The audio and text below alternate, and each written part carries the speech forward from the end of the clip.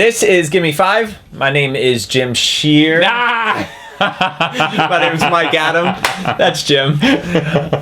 So we have a really fun category today.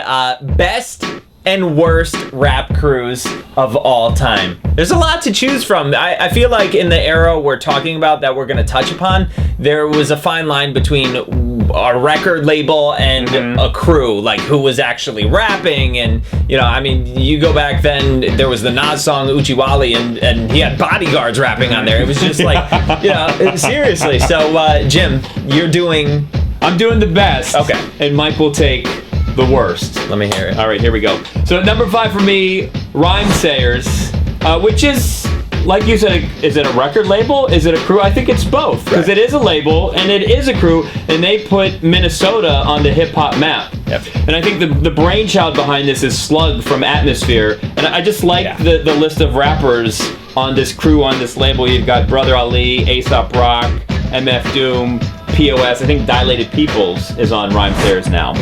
Number 4, Wu-Tang Clan. I like Wu-Tang Clan better as a crew than I do as a group. Okay.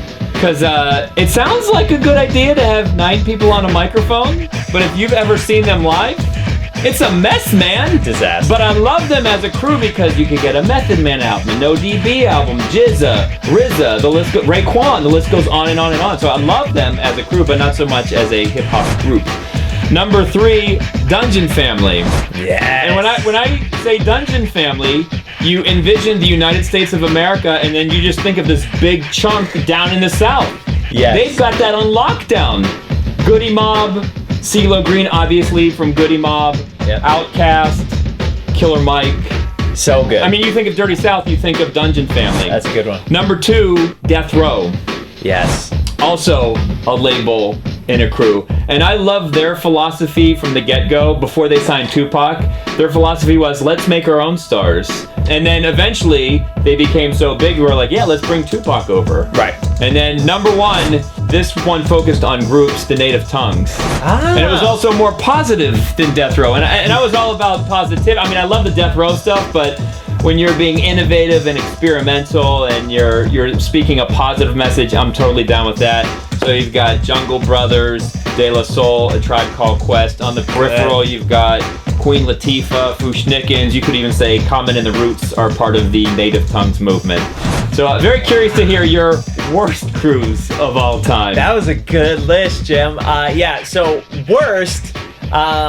A lot of these groups had like that one star, and then they kind of had just these other people surrounding them. And I'm like, when are their verses going to be over so you can get to Big Pun, which is the first one we're going to talk about. Number 5, Terror Squad.